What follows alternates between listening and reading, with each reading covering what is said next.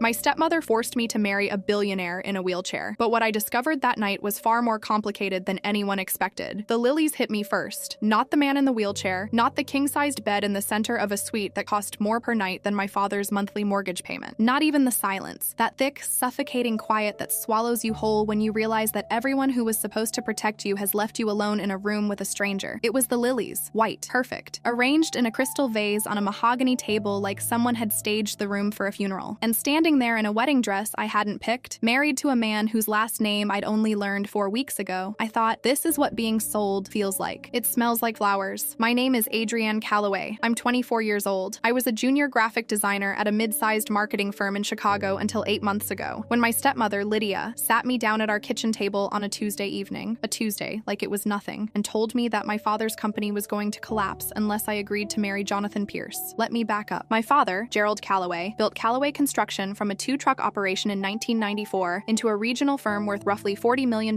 at its peak. He is the most decent man I have ever known. He coached my soccer teams until I aged out. He cried at every birthday. He kept a photo of my late mother in his breast pocket until the day he met Lydia, and even then, he only moved it to his bedside table because she asked him to, not demanded. Asked. That's the thing about Lydia. She never demanded anything. She asked, she suggested, she guided, always with that soft mouth and those measured eyes and that particular silence she deployed when she wanted you to feel like the unreasonable one. She was 41. My father was 53. They met at a charity gala for children's hospitals, which I now recognize as both ironic and deeply on brand for a woman like her. She wore emerald green that night. My father came home flustered in a way I hadn't seen since my mother was alive, and I thought, good for him. I thought that for 2 full years. I should have looked at her hands. Lydia never fidgeted, never tapped a finger, never twisted a ring, never showed the small physical tells that give people away. She was the most still person I had ever met. At the time, I called it grace. It wasn't grace. It was practice. Calloway Construction hit serious trouble about 3 years into their marriage. I knew the broad strokes. A commercial development deal in the western suburbs fell apart when the primary investor pulled out. My father lost a significant contract with the city. Cash flow dried up in ways that quietly cascaded. He was stressed, quieter than usual, eating less at family dinners. What I did not know, what none of us knew, was that the company wasn't just struggling. It was being systematically hollowed out. But that part comes later. The Tuesday evening, Lydia sat me down. She was wearing a cream blouse with small buttons. She folded her hands on the table. She looked at me with something that I can only now identify as practiced sorrow, the kind you manufacture when you want someone to feel like you're suffering together. Your father is going to lose everything, she said. The company, the house, his pension, his name, unless we do something. What kind of something? She slid a folder across the table. Inside was information about a man named Jonathan Pierce, 41 years old, heir to Pierce Capital, a private equity firm managing assets north of $800 million.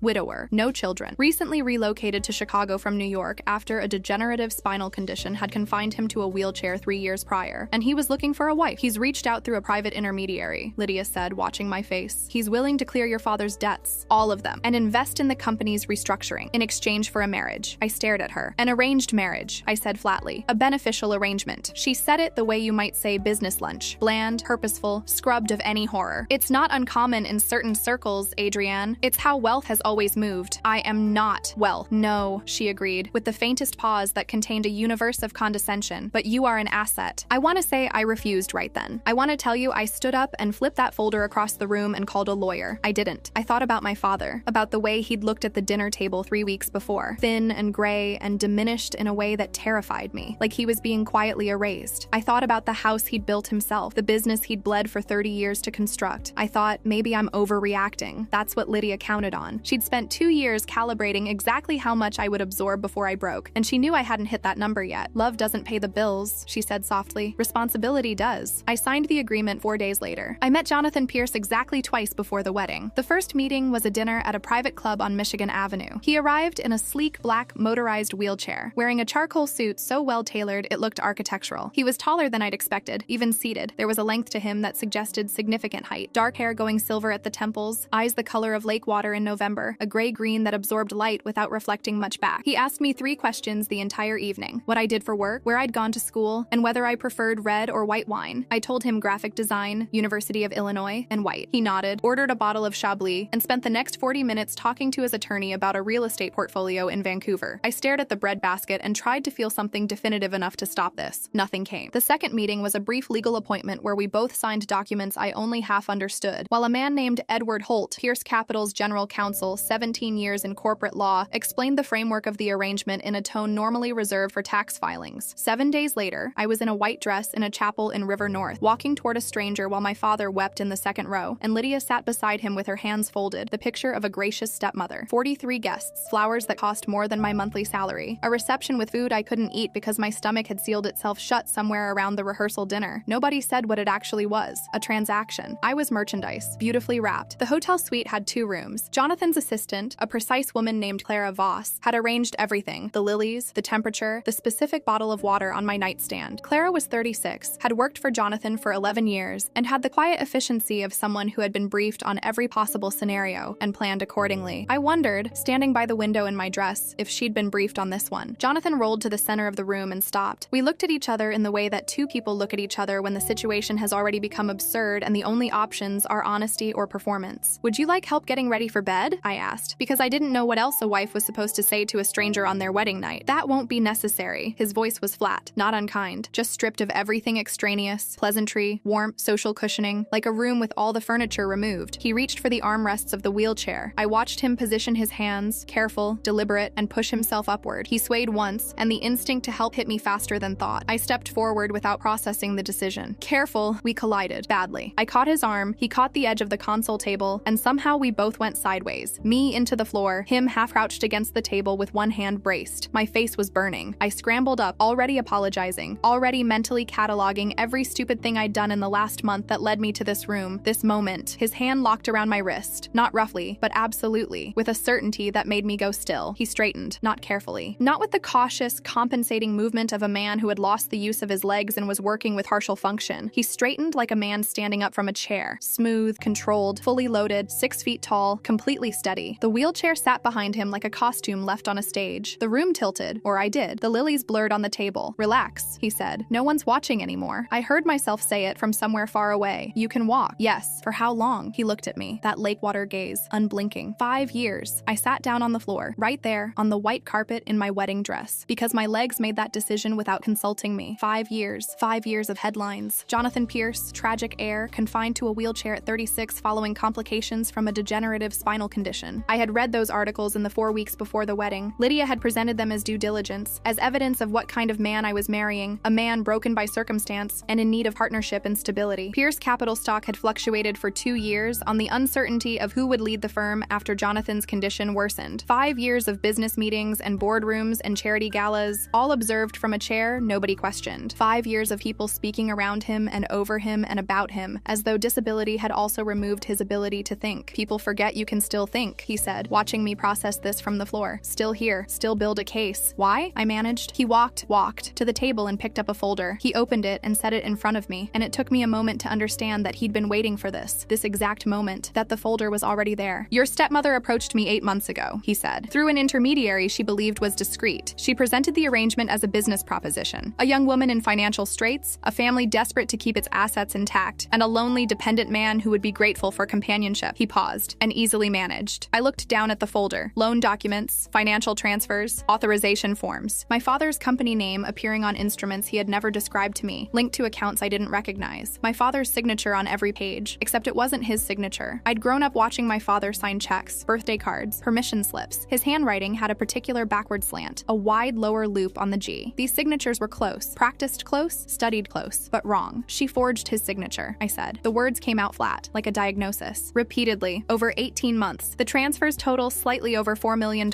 routed through 3 shell entities she established in Delaware." Jonathan sat down in a chair, a regular chair, just a chair, across from me. "She structured it to look like your father was embezzling from his own company. If the scheme completed, his business collapsed and he faced criminal liability. She would emerge as the surviving party, with community property claims on whatever remained." I thought about the way he'd looked at those dinners, thin and gray and diminished. He wasn't just stressed, he was being robbed by his wife, while she told me it was to save him. The air in my lungs turned into something solid and wrong. My hands found the edge of the folder and gripped it. "Why are you telling me this?" I asked. My voice was steadier than it had any right to be. Jonathan looked at me the way you look at someone you've been watching from a distance for a long time. Not unkindly, but with the particular focus of someone who has formed an assessment and is checking it against the reality in front of them. "Because you're not part of it," he said. "You married a stranger to protect someone you love. That's different." He reached past me and turned to the second page of the folder. "And because I need a witness for what comes next." We didn't sleep. We sat at that table until the window went from black to charcoal to the bleak gray pink of early early Chicago morning, going through every document, every transfer, every forged signature. Jonathan had been building this case for 8 months. From the moment Lydia's intermediary first made contact, he had understood exactly what she was and had started documenting accordingly. He explained it without drama, the way you explain something you've spent a long time organizing. Pierce Capital's internal forensic accounting team, led by Marcus Webb, a certified fraud examiner with 22 years in financial crime, had traced every transaction. They had metadata on the emails Lydia had used. They had comparison analysis on the forged signatures conducted by Dr. Patricia Holm, a forensic document examiner who had testified in 43 federal cases. And they had phone records. Lydia had been careful, but confident people get sloppy. It's one of the most reliable facts about human nature. When you believe you've already won, you stop checking your blind spots. You start spending money that isn't yours yet. She'd started moving funds 3 months before the wedding. She'd opened a personal account in the Cayman Islands under a trust structure. She'd booked a property in Tuscany. She'd already mentally relocated. She thought you would be so overwhelmed by the marriage that you'd be manageable, Jonathan said around 4 a.m., both of us on our second coffee. And she thought I'd be so relieved to have companionship that I'd hand her access within 6 months. Power of attorney, estate co-management. He paused. She told her attorney she expected the full estate transfer within 2 years. Her attorney knew? Her attorney drafted the framework. He's been disbarred before. His name is Richard Alton. Jonathan slid a page toward me. He's also been formally retained as a cooperating witness since last Tuesday. I stared at that. Richard Alton had flipped. I looked at the man across from me. This stranger I'd married 12 hours ago. This man who had spent 5 years in a wheelchair watching people reveal themselves, who had seen Lydia coming from 8 months away, and had walked into the arrangement with a full hand of cards, while she held what she thought was the only deck. You let her run the whole thing, I said slowly. You let her think it was working. I needed the complete picture. Partial evidence invites legal challenge. He took a sip of coffee. And I needed her to be certain she'd won. Certain people don't retain lawyers. I thought about her face at the wedding, that small, satisfied smile she'd worn behind my bouquet. She'd been celebrating. When does it end? I asked. 1 week. I will not pretend that week was easy. I went back to my father's house twice. Once to pick up clothes, once for a dinner that Lydia had arranged with all the warmth of a woman who believed she was days away from a Tuscan villa. I sat across from her and watched her manage my father, touching his arm at the right moments, steering the conversation away from any topic that might crack her surface. And I felt something cold and exact settle into my chest. Not rage. Rage is hot and disorganized. This was something more like focus. On Tuesday evening, I received a call from Detective Renata Okafor of the Chicago Financial Crimes Unit. She'd been working the case in parallel with Pierce Capital's team for 6 weeks. 17 years on the force, the last 8 in financial crimes. She walked me through what I needed to do, how to behave, what to say. She was matter-of-fact in the way that people are when they've seen enough human damage to stop being surprised by it. But she was also, and this matters, kind. Your father has no idea, she said. It wasn't a question. None. That's going to be hard for him. Yes, he'll be okay. The forensics are clean. His signature is exonerated on every document. A pause. You should know that the house is protected. The evidence of her forgery releases his liability entirely. I breathed out. On Thursday, I received an email from Edward Holt, Pierce Capital's general counsel, with a PDF marked Exhibit D in the subject line. It contained a complete legal summary of the charges being filed: wire fraud, forgery, financial elder abuse, conspiracy to commit theft by deception. The number at the top of the filing was $4.2 million.